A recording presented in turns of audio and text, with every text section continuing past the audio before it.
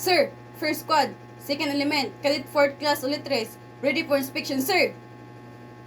11 General Order, GO1, to take charge of this post and all government property in view. GO2, to walk my post in military manner, keeping always on the alert and observing everything that takes place within sight or hearing. GO3, to report all violation of orders I am instructed to enforce. GO4, to repeat all calls from posts more distant from the guardhouse than my own. GO5, to quit my post only when properly relieved.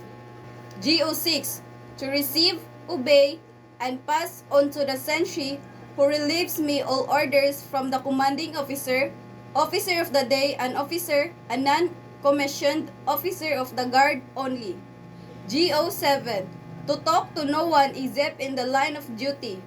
GO8, to give the alarm in case of the fire or disorder. GO9, to call the corporal of the guard in any case not covered by instructions.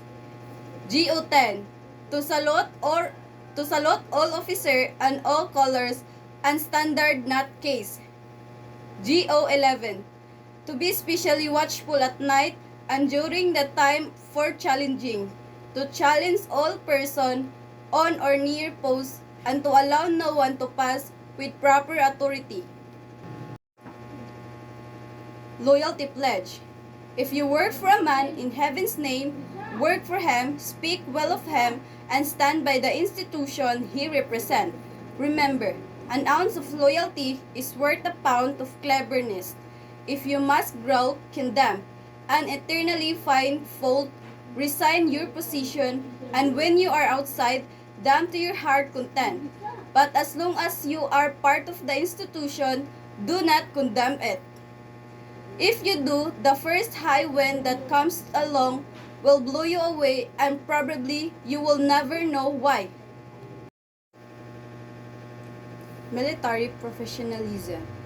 Men who adopt the profession of arms submit their own free will to a law of perpetual constraint of their own accord. They resist the right to live where they choose, to say what they think, to dress as they like, from the moment they become a soldier. It need but an order to settle them in this place, to move them, to separate them from their families and dislocate their normal lives in the world of command. They must rise, march, run, endure bad weather, go out without sleep or food, be isolated in some distant post, and work until they drop. They have ceased to become the master of their own fate. If they drop on their track, if their ashes are scattered to the four wind, that is all part and parcel of their job. The Cadet Honor Code. We the cadet do not lie, cheat, steal, nor tolerate among us those who do so. Golden rules. Number 1. The senior officer upperclassman is always right. 2. Obey first before you complain. 3. If the senior officer upperclassman is wrong, refers to rule number 1. Chain of command. Commander-in-Chief. His Excellency President Ferdinand Romualdez Marcos Jr. Secretary of National Defense Gilberto Teodoro Jr. Chief of Staff General Romeo S. Bronner, Philippine Army. Reservist and Retiree Affair G9 Philippine Army. Colonel Arnel B. Bautista, Philippine Army. Commanding General Philippine Army, Lieutenant General Antonio J. Nafarati, Philippine Army. Commander of Reserve Command, Major General Ronald Jes S. Alcodia, Philippine Army. Commander of 9 RCDG, Colonel Alfred E. Ramones, General Staff Corps. Adjutant General Service, Philippine Army. Commander of 1st Infantry Tabak Division, Major General Yegor Ray P. Barokelio, Jr., Philippine Army. Commander 102nd Brigade, Commander 102nd Brigade, Brigadier General Samuel G. Yunggi, Philippine Army. 901st CDC Director Colonel Leno L. Araya, Junior Artillery General Staff Corps, Philippine Army. ROTC Commandant Major Jericho C. Valde, Signal Corps, Philippine Army. Assistant Commandant Major Diosdado R. Pireo, Philippine Army Reserve. School Dean President Dr. Delmar A. Mundido, R. Crim, MSCJ Humes. NSTP Coordinator Miss Divine Grace D. Sos, R. Crim, MSCG. ROTC Admin and CO Sergeant Ruby D. Espinosa, OC, Philippine Army. Corps Commander Cadet Lieutenant Colonel Lizelle Jane F. Calderon, First Class. S1 Adjutant Cadet Major Reinhardt M. Cabasag, First Class. S2 Intelligence Cadet Major Maria Carmel D. Manguray, First Class. S3 Operation Cadet Major Kevin H. Laylay, First Class. S4 Logistic Cadet Major Kim M. Aribal, Second Class. Bravo Company Commander Cadet Captain Roman James E. Siao, Second Class. Gidon Barir Cadet Aspirant Angel Alhas, Fourth Class. Platoon Leader Cadet First Lieutenant Jocelyn G. Obregon, Second Class, 1st Bravo. Cadet First Lieutenant Jamaica M. Avilio, Second Class, 2nd Bravo. ROTC Reviewer 1. ROTC Reserve Officer Training Corps. Definition: a program designed to provide military training to students to develop discipline, leadership, preparedness for national defense. Objective: develop patriotism and nationalism, enhance leadership and discipline, prepare netizens for national emergencies, support the mission of the Armed Forces of the Philippines. 2. Military courtesy and discipline. Military courtesy, polite and respectful behavior shown by military personnel.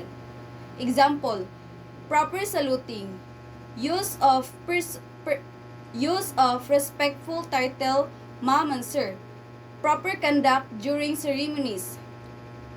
Discipline, willing obedience to lawful orders. 3. Chain of command. Definition: the line of authority through which order are passed. Important: maintain order and discipline, prevent confusion, ensure accountability. 4. Drill and ceremonies. Purpose: develop teamwork and discipline, instill precision and obedience. Basic command: attention, parade rest, forward march, halt, left right face. Patrolling. Definition: military operation conducted by small unit to gather information and provide security.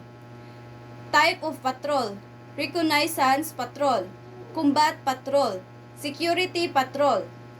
Rules during patrol: maintain silence, observe surrounding, follow orders, maintain proper interval. 6. Map reading. Purpose: to determine location and direction. Key elements: map symbol, compass direction, grid coordinates. 7. Leadership. Definition: the ability to influence others to accomplish a mission. Qualities of a good leader: integrity, responsibility, decisiveness, courage. 8. EFP core values: honor, service, patriotism. 9. National and patriotism. National: love and loyalty to one country. Patriotism: willingness to defend and serve as the nation. All parts of M16 rifle: flash suppressor, front sight, handguard, slip ring, carrying handle, charging handle. magazine, bolt catch, selector level, bayonet stud, upper sling swivel, dayon katong sling, dayon dust cover, diri dayon pistol grip, dayon trigger guard, dayon stock, butt sling shovel, dayon rubber recoil pad.